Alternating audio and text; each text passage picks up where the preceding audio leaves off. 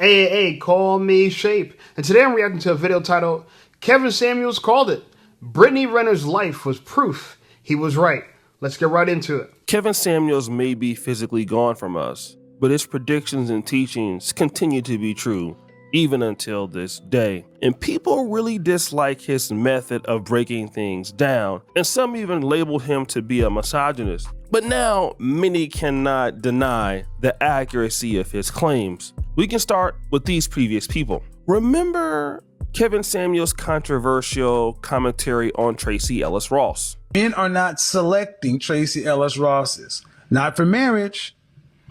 She can still get it.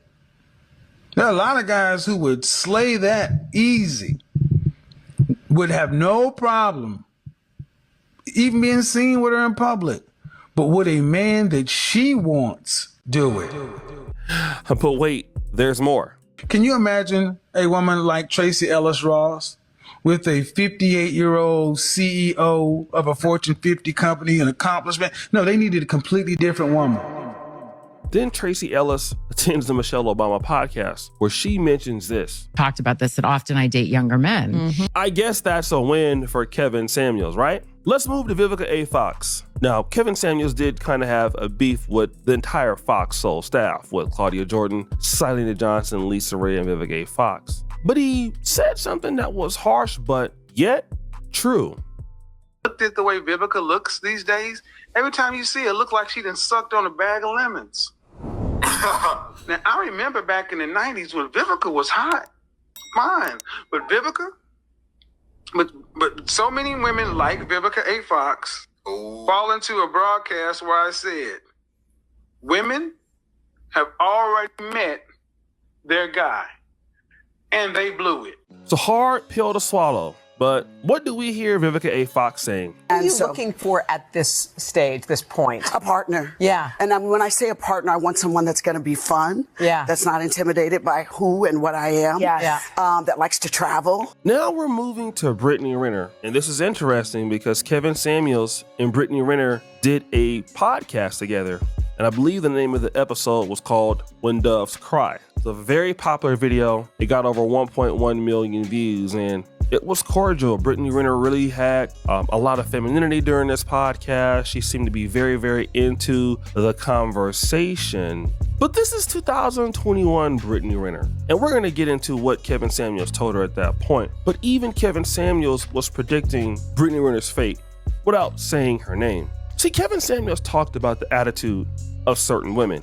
Women today are so unhappy is because you lack humility. And humility is an accurate estimation. That's all it is. Humility is just understanding, an accurate estimation. That's truly what it means to have humility. To know that you are average at best. To know that you are average at best. Yeah. Women like humility. And because of it, I agree with something you said earlier, is that women have already met the man of their dreams, if you will, and they blew it. Yeah, we should talk about that. Women, you've already blew your chance of meeting that guy. Like Brittany Renner, she's probably already met that guy. I remember when Brittany Renner, she was like the first girl that was walking around with a big old booty on Instagram, right? Like the fit booty, like the fit body, okay? And before she said a word, we all just thought she was so hot. Like, yo, this girl's so bad, yo. Like, just, you know what I'm saying? She was just like, she was it. Like, she was like fine as hell. Like, you know, and in my mind, I'm like, yo, you should be somebody's wife. But instead, she wanted to be a 304. She wanted all the attention. Right? And women, y'all have to fight against this. You have to fight your urges for validation, for the male gaze. Like, I get it. You want to be desirable and men want you, and I get that. That feels good. But realistically, they want you for perverted means.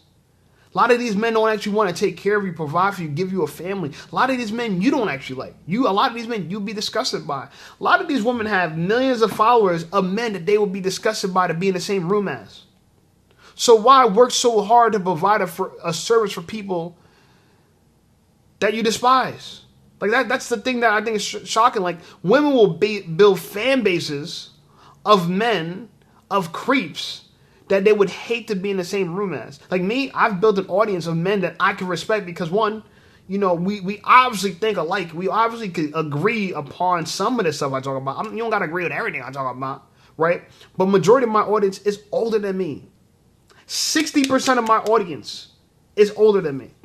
When I found that out from YouTube, I was surprised, but I was really happy because it made me feel like, you know what, men ain't gonna be watching me for no BS. They watching me because they understand, you know, that I'm communicating some real stuff. I've had 70-year-old men say, yo, I'm 70 years old, far older than you, but the way you talk about God, you're doing God's work. I respect it. And that to me is an achievement for me. But the women, you know, like Brittany, they'll build up a fan base of men that just want to hit it and quit it, and they don't respect that. So why keep feeding them? Why keep giving them more booty pictures? Why keep throwing your behind all around on the internet for men that you are disgusted by? And then at the same time, now you're creating a bunch of men who could be your possible husbands that they look at you in disgust because you're a Jezebel, because you're a slut, because you're a harlot. So, you know, you make yourself unattractive to men you desire, and you supply content from men you despise. Make that make sense. People with humility know that. And women are losing their mind. You see, here Kevin Samuels was talking about humility and why a lot of people don't have it. And humility is just to be able to accept that in many things in life, you're average at best. That's being humble. In fact, some of the most successful people out there in the world today tend to be the most humble because they don't know everything. They don't have everything. They're not the most talented. Life has more to offer and we have more room to grow. That's all humility is. But Brittany Renner was not that. Place where I've just accepted that my light is so bright that it causes all of the roaches to scatter in places they thought they could hide. It's just me being me. It just causes such an uproar. For whatever reason, Brittany Renner felt that her light was shining so bright. I mean, and Brittany Renner was just making videos in a car in Instagram. I mean, don't get me wrong, she commands a large audience, even at that particular time. There was nothing really special about Brittany Renner. It wasn't like she was a comedian. It wasn't like she was a producer. It's not like Brittany Renner had all of this talent. At this point, Brittany Renner was like a booty clapper, if you want to be honest. She took nice pictures. She's an Instagram model, and she was always talking about her light shine so bright. But she admitted to sleeping with 30 different guys and nobody wanted to wife her up. But it feels impossible because who's going to sign up for me? Let me finish. No, I'm just thinking. Who's going to have the courage to love unapologetically, to tune out all of that noise? She's a whore. She's going to use you. You're such a simp. Who as a man, and you know I've told you 30 people, doesn't matter if it's 30 or 300. I've said certain things publicly that I'm gonna stand on. Here she's like, hey, what man wants to deal with a woman like me? I mean, this is after having her reputation tarnished. But then Anton Daniels and Brittany Renner talked about the Kevin Samuels situation. Kevin Samuels put something on Brittany Renner's mind. That was pretty important. How does that, like, when you look back on that conversation, how does that affect you? It didn't make me feel good. But none of his content made a lot of people feel good. Like, a lot of it didn't, because it's still, there's truth into what he said. So it's not always going to feel good because that's a true perspective. Yeah, the truth doesn't feel good. And that's why women don't like the truth. Women don't like the truth, not because they got something against truth, but they got something against not feeling good. And they need to understand that when you're emotional, emotions are not an adequate guide to actions. But so many women, they base their actions based off emotions. And that itself is not emotional intelligence. I know a lot of women say, oh, I want a man that's emotionally intelligent. The last people on earth that are emotionally intelligent are women, because women will act based on how they feel. You don't know how many times, and I deal with this myself, how many times somebody would try to ruffle my feathers, somebody will try to push my buttons, and I want to go upside their head. I want to go upside their face. And when you are someone who got firearms, you know, you got to be that much more, your skin you have to have that much more tough skin, thick skin, You can't let people bother you, because if you want to up it, you could always up it. So for me, I had to learn that, look, I can't let somebody, you know what I'm saying, inspire me to do something I would not want to do on my own. And that's what emotions does. Emotions, you could use emotions to influence somebody to do something that they had no intention of doing until your ass showed up.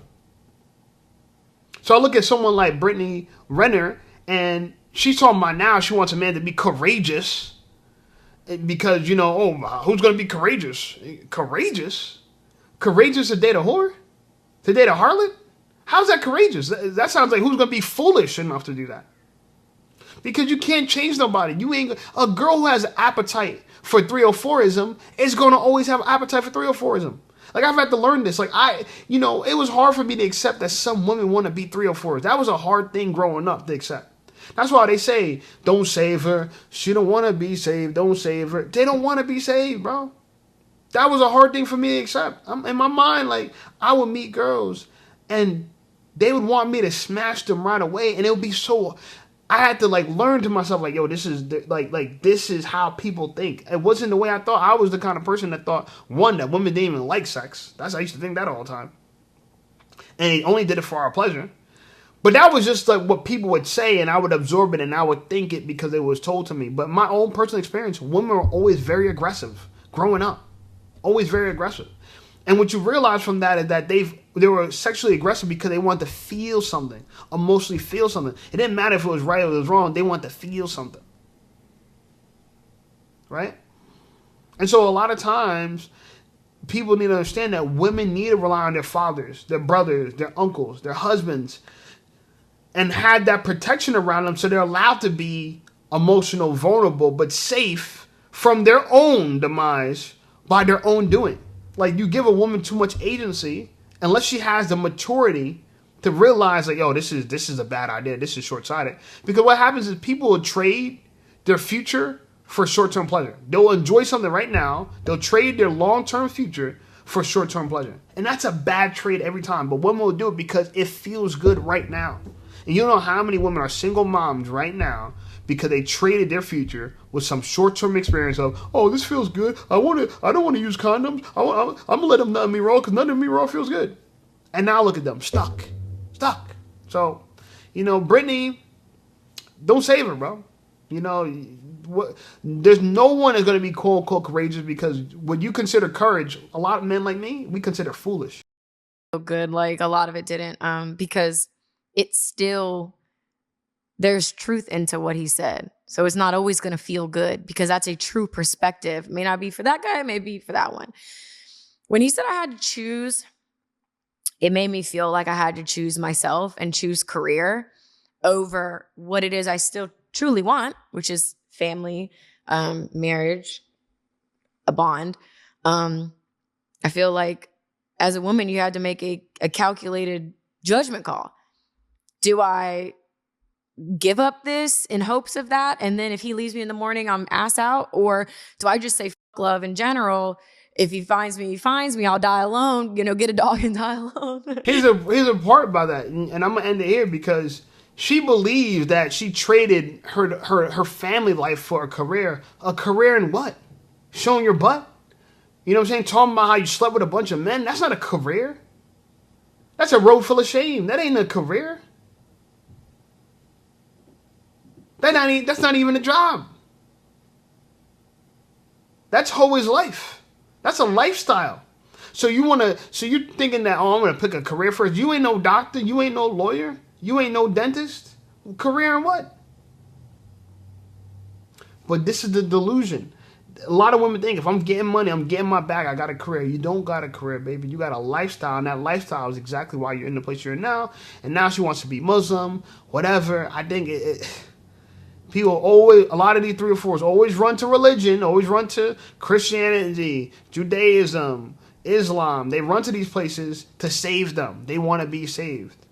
But mind you, they're exactly who they were prior to coming here. Because guess what? You can't change people. So when somebody asks you, do people change? I say yes. They tend to get worse. Anyway, like the video, subscribe to the channel blowing up. I appreciate you guys. Check out some of my other videos, and I'll see y'all over there.